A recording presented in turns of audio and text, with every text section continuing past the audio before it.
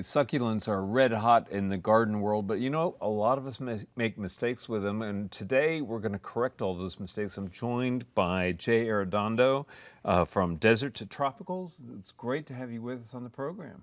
Thank you, Tom. And you have brought a stunning assortment of plants, cacti, agaves, succulents. We're going to walk through these and give people a real clear idea about how to use them in their homes and in their gardens. I want to start off by talking about the Haworthias. And this is a family, I have to admit, I have a sad history with. I don't know what I'm doing wrong. Tell me, what do they need? Well, Haworthias, they are easy for needing light, not too much light. Not too much light. Now, we all think of these kinds of plants as needing full sun. Well, full sun is a good thing for many plants, but for the Haworthias, too much sun is going to, it's going to burn them, it's going to make them red. They're little rosette shapes, they're going to close up and possibly even burn the roots. And so we want to give them a little dappled light and just water when dry. Tell me about the cold hardiness of these. I look at them and I think, they have to be container plants. They're definitely container plants, and it's our winters the wet winters that will do them in. Oh yeah, wet and cold is equals death for many desert plants. That's right. You brought us again stunning plants, cacti galore. Some of which I'm just kind of blown away here. You have a crested cactus. Tell me a little bit about that. Yeah, the crested golden barrel is a mutant of just the regular round barrel-shaped golden barrel. Yeah. And so, you know, when it starts out growing, it just starts out as a little smile. And then as it grows, it gets convoluted, and that smile will be pointing all different directions within like a year. carnival mirror. Yeah, exactly. Okay. And one plant that I really want to highlight among the cacti is a Argentine form of saguaro that is cold hardy here. That's right, the Argentine saguaro. It's the Trichocereus terscheckii. Okay. And it's the tallest, most cold hardy plant that you can find for the central Texas area.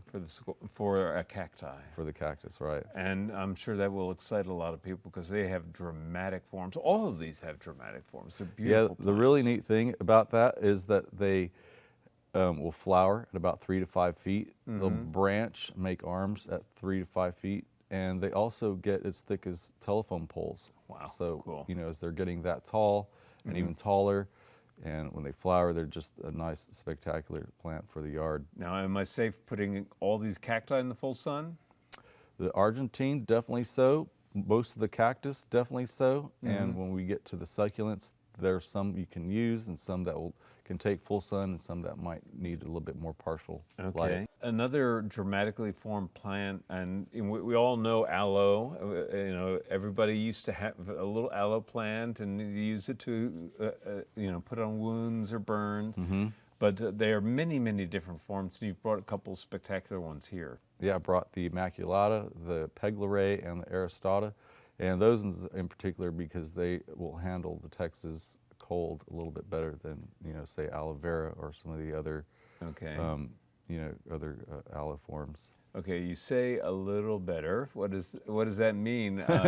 25 degrees, or is that what we're talking about? Well, I had the Immaculata and the Peglorae and Aristata out this winter, and we got to 15, and they didn't budge. That's awesome. Right. That's a really good temperature range because that's about as cold as we get now. As cold as we get, you know. And so if you're thinking of an average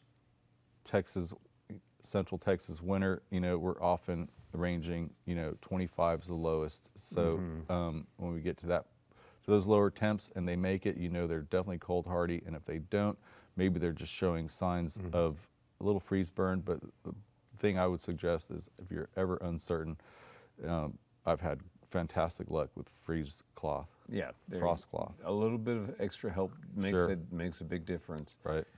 You brought a euphorbia as well. There are dozens and dozens and dozens of forms of euphorbia. Tell me about this plant family kind of writ large.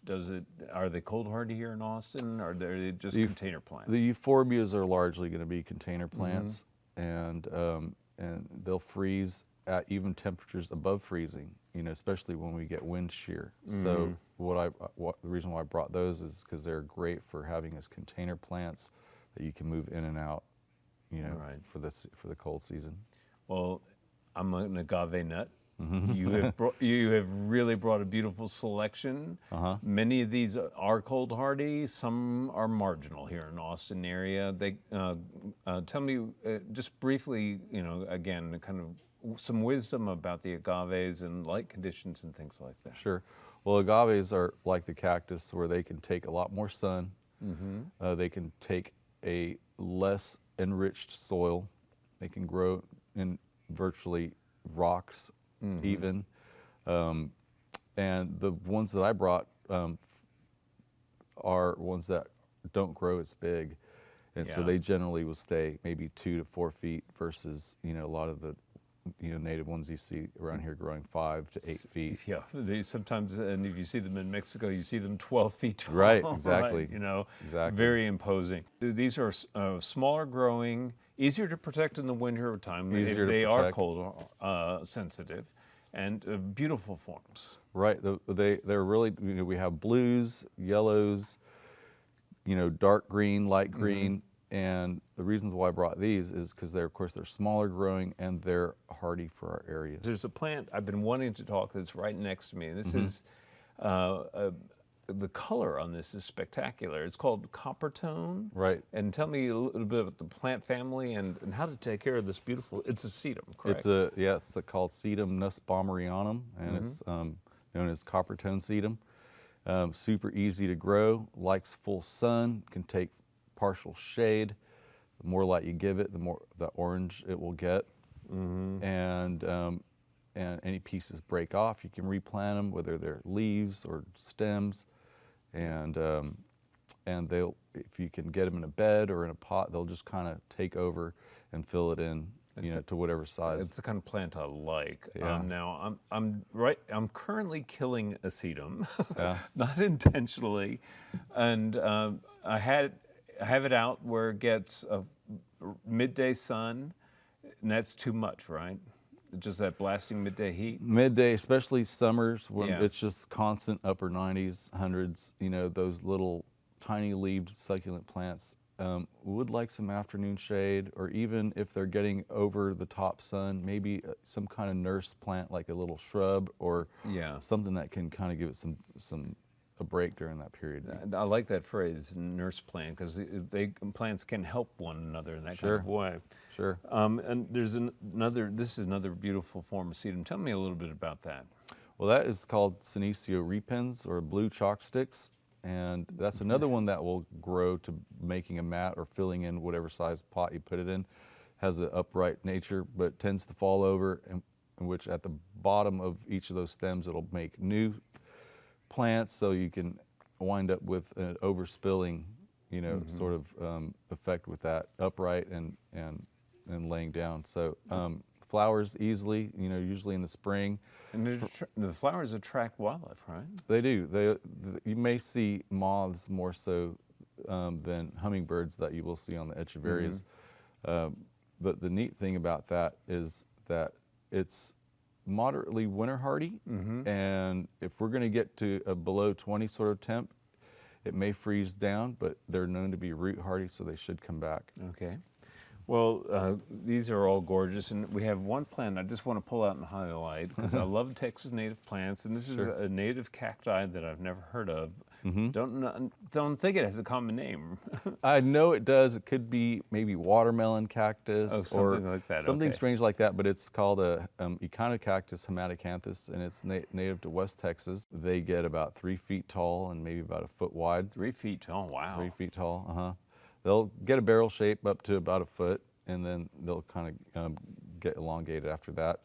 And you can see it's flowering, and normally they'll flower, in the spring, but this one seems to keep going through summer. So it's a neat little feature. Every time I go into a nursery, I see echeverias. I'm afraid to buy them because I think I'm going to kill them. What's the right number one thing people need to know about echeverias? The amount of light to give them.